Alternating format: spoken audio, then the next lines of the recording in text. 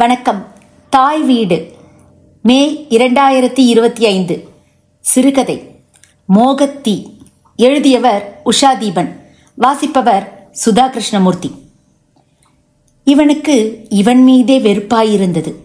ஒரு கீற்றளவு கூட வெளிச்சமின்றி இருண்டு கிடந்த அந்த அறையில் இருளின் கதிர்கள் அம்புகளாய் மாறி இவனை நோக்கி பாய்ந்து வருவதாக உணர்ந்தான். சுற்றிலும் கொம்பு முளைத்த பைசாசங்கள் நீண்ட பற்கள் தெரிய கை கொட்டி கொக்கரித்தன.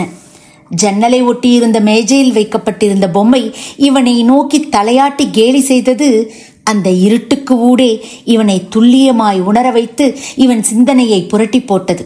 படுக்கையை விட்டு எழுந்து மூலையில் சுவற்றில் சாய்ந்து கொண்டிருந்தான். மனம் ரொம்பவும் ஆயாசப்பட்டது. உடம்பு பூராவும் வியர்வை கொப்பளித்து மெல்ல அமிழ்ந்து கொண்டிருந்தது. அந்த வியர்வை வாடையே இவனுக்கு மிகவும் அருவருப்பாயிருந்தது. எண்ண அலைகளின் ஊற்றாக அது பரிணமிப்பது போல. அந்த கேடுகெட்ட எண்ண அலைகளின் பார்ப்பட்டு முகிழ்த்த வியர்வை துளிகள் இவை. அவற்றின் பிரதிபலிப்பாய் நின்று கேலி செய்கின்றனவோ? இந்த மாய உடம்பிற்கு இப்படி அடங்காத வெப்பமும் குளிர்ச்சியும் காற்றும் நீரும் ஏன்? பொங்கி பொங்கி அடங்குவதற்கா? இந்த தோலுக்கு ஏன் இத்தனை உணர்ச்சிகள்? கணுக்கால்களில் தகிக்கும் வெப்பம், அது கொடுக்கும் தீவிரம் மனிதர்களின் செயலூக்கத்தையே தகர்த்து எரிந்து விடுகிறதே. பொங்கி பொங்கி தனிந்து தளர்ந்து நசிந்து போவதற்கா இந்த உடம்பு? மனதை லகான் போட்டு இழுத்து நிறுத்தி ஒரு கட்டுக்குள் கொண்டு வருவதில் எத்தனை முறைதான் தோல்வியை தழுவுவது? பொழுதே விடியாமல் இருந்துவிட்டால் தேவலாம் போல் இருக்கிறது. நீண்ட கைகளுக்கிடையே தேவகியின் கால்கள் தட்டுப்படுகின்றன. இப்போது கூட அவள் லேசாக கால்களை இழுத்து கொண்டது போல்தான் இருக்கிறது. கொஞ்ச நேரத்திற்கு முன்பு அவள் உதறி எறிந்தாளே, அதற்குள்ளாகவா சுரணை போய்விட்டது? மனது கேவலப்படவில்லை, நோகவில்லை, வெட்கப்படவில்லை. மாறாக மீண்டும் அவற்றை பற்ற பார்க்கின்றன. தன் ஆண்மை சுக்கு நூறாக நொறுங்கியதே, அது பற்றி மனம் குறுகவில்லையா? அது தனக்கு தேவைதான். மிதி மிதி, ஓங்கி மிதி, உதறி மிதி. நான் விலக வேண்டும், இதை விட்டு ஓட வேண்டும், இந்த சாக்கடையில் இருந்து மீள வேண்டும், புனிதம் பெற வேண்டும், என்னை நான் வெல்ல வேண்டும், வென்று தலை நிமிர வேண்டும். இதில் நான் அமிழ்ந்து விடக்கூடாது, அழிந்து விடக்கூடாது. மூழ்கி முக்குளித்தது போதும். அறிந்தேன், எல்லாம் அறிந்தேன். நான் எழ வேண்டும், எழுந்து விஸ்வரூபம் எடுக்க வேண்டும். மனம் நினைக்கிறது, வெறி கொள்கிறது, வெளியேற துடிக்கிறது. ஆனால் முடியவில்லையே. இறைவா, நான் அழிந்து பட வேண்டியவர் தானா? இப்படியே நான் காணாமல் போக வேண்டியது தானா? அறியப்படாமல் போக வேண்டியவனா நான்? என்ன கொடுமை! என் தேவி, என் நலாயினி, என் பர்வதவர்த்தினி, என் மகாசக்தி, என்னை காப்பாற்று, என்னை ஆட்கொள். அது உன் கையில் தான் இருக்கிறது. நீ மனது வைத்தால்தான் சாத்தியம். அடித்து நொறுக்கு, தூள் தூளாக்கு. என் மாசு அழிய வேண்டும், என் வெப்பம் தணிய வேண்டும், என் இச்சைகள் எரிந்து பஸ்வமாக வேண்டும். நான் புனிதம் பெற வேண்டும், நான் புதியவனாக உயிர் தெழ வேண்டும். அதற்கு இதுதான் ஒரே வழி, உத்தமமான வழி. உதறு, கேவலப்படுத்து, காரி உமிழ். எல்லாம் நடக்கட்டும், எல்லாம் அழியட்டும். புது மெருகோடு நான் புதிதாக ஜனிக்க வேண்டும். ஊரும் உலகும் என்னை, என் பலவீனத்தை, அறியாமையை, லோலத்தை உணர்ந்து அறியும் முன் நீயே என்னை காப்பாற்றிவிடு. உனக்கு அந்த உரிமம் உண்டு, உனக்கு அந்த பெருமை உண்டு, பேராற்றல் உண்டு, திண்மை, மகாசக்தி எல்லாமும் உண்டு. எனக்காக நீ உன்னை தந்தவள், உன்னை அடித்தவள், அழித்துக் கொண்டிருப்பவள். நீ எதுவும் செய்யலாம், என்னமும் பேசலாம். எல்லாவற்றிற்கும் ஆதார ஸ்ருதி நீ. என்னை மாற்று, செம்மையாக்கு, மனிதனாக்கு. தேவகி, தேவகி. மெதுவாக அழைத்துக் கொண்டே அவள் காலடியில் சரணாகதி ஆகிறான். முகம் புதைத்து அழுகிறான். அவள் பாதார விந்தங்களை கண்ணீரால் கழுவுகிறான். இன்னும் நீங்க தூங்கலையா? உறக்க கலக்கத்தில் புரண்டவாறே கேட்கிறாள் அவள். ஆம், தூங்கவில்லை. எப்படி தூக்கம் வரும்? என்னை கொல்லும் இச்சை, அந்த மாய பிசாசு வந்து என்னை தொற்றிக் கொண்டுள்ளதே, அதை எப்படி விரட்டுவது தெரியவில்லையே எனக்கு. ஆஹா, என்ன ஒரு மென்மை, என்ன ஒரு குளிர்ச்சி, என்ன ஒரு மனம். மெல்ல மெல்ல முன்னேறி மெத்தென்று அந்த பகுதிக்குள் நெஞ்சை ஆழ புதைத்துக் கொள்கிறான். படபடக்கும் இதயத்துக்கு மாமருந்து. இரத்த அழுத்தம், இதய துடிப்பு எல்லாமும் சீராகும் ஸ்தலம். போதும் போதும், வேறு ஒன்றுமே வேண்டாம் இந்த வாழ்வில். ஐயோ கடவுளே, பேசாம படுத்து தூங்க மாட்டீங்களா? ரொம்ப தொந்தரவு பண்றீங்களே. இதை விட்ட வேற ஒண்ணுமே உங்களுக்கு தெரியாதா? சி, என்ன ஜென்மமோ! உதறி வீசி எரிந்ததில் 2 அடி தள்ளி போய் விடுகிறான். ஸ்தோத்திரம் சொல்லுங்க, தூக்கம் வரும். ஸ்தோத்திரம்? என்ன ஸ்தோத்திரம்? அதுதான் உன்னை ஜெபித்துக் கொண்டிருக்கிறேனே. என்னை மறந்து, என் நிலையை மறந்து, என் அறிவை மறந்து, என் சக்தியை மறந்து, என் உறவுகளை மறந்து, என் நட்புகளை மறந்து இன்னும் என்ன செய்ய வேண்டும்? எதை இழக்க வேண்டும்? நீ சொல்லும் அந்த மந்திரங்களை வேறு சொல்லி அவற்றையும் இன்னும் கலங்கப்படுத்த வேண்டுமா என்ன? மனதில் ஏற்கனவே படிந்திருக்கும் அழுக்குகள் போதாதா? இந்த அழுக்கு கரைகள் எல்லாவற்றையும் துடைத்து எறிந்துவிட்டு நீ சொல்லும் ஸ்தோத்திரம் சொல்ல முயற்சிக்கலாம். ஒருவேளை நான் புனிதப்படலாம். இல்லை என்றால் அவையும் கலங்கப்பட்டு போகுமே. அந்த பாவம் வேறு சுமக்க வேண்டுமா? தேவகி, தேவகி, என் தெய்வ திருத்தலமே, முதலில் என்னை விடுவி. இந்த கடும் புனலில் இருந்து என்னை வெளியே கொண்டு வந்து கொள்கிறேன். பிறகு நீ சொல்வதையெல்லாம் கேட்கிறேன். சிரமேற்கொண்டு செய்கிறேன். உன் பாதம் பணிந்து நிறைவேற்றுகிறேன். உன் ஆக்ஞைகளின்படி நடந்து கழிக்கிறேன். என்னை ஆசுவாசப்படுத்து. என்னை அடங்கச் செய்துவிடு. என் அறிவு வேலை செய்ய மறுக்கிறது. என் சிந்தனை ஸ்தம்பித்து கிடக்கிறது. இவற்றிலிருந்து நான் வெளியே வர வேண்டும். உயிர் தழ வேண்டும். பக்கத்து அறையில் உடல் அயற்சியில் புலம்பும் சகோதரனின் தீனக்குரல். ச்சே, என்ன கேவலம்! இதையும் மறந்து விட்டேனே இத்தனை நேரம். நான் மனிதனா அல்லது மிருகமா?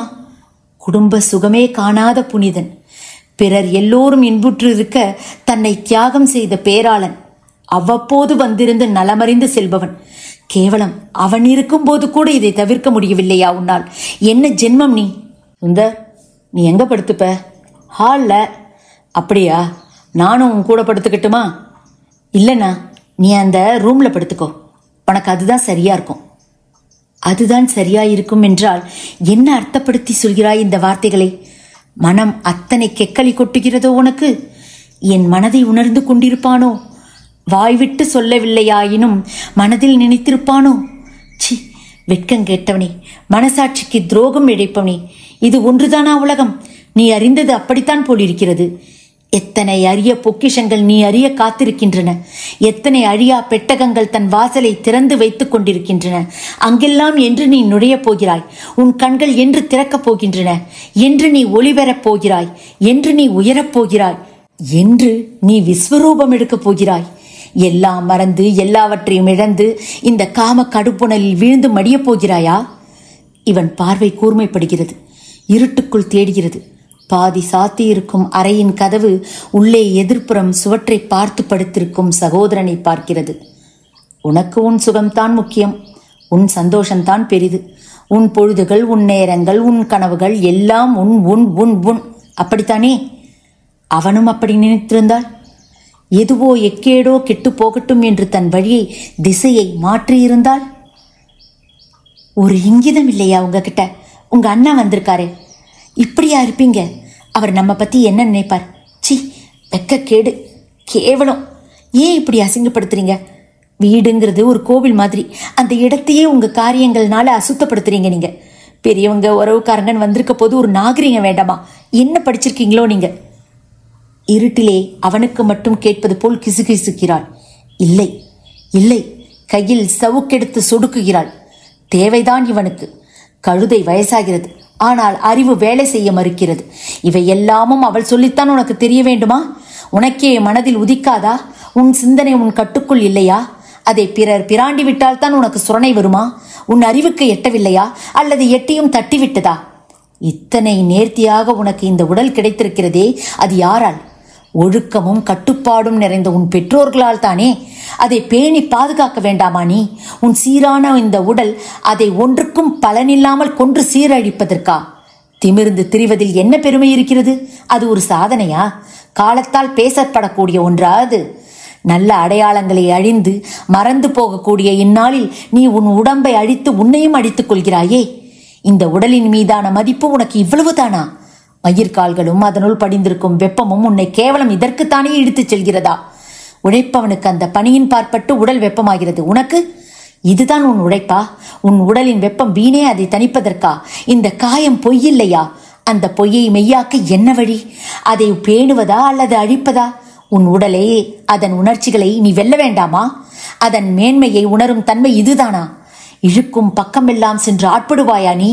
எடுப்பார் கைப்பிள்ளையா எண்ணங்கள் கைப்பிடித்து கூட்டிச் செல்லும் இடமெல்லாம் பயணிப்பாயோ நீ? காமாந்தகனே, நீ அழிவு பாதை நோக்கி செல்கிறாய். அதை உணர்.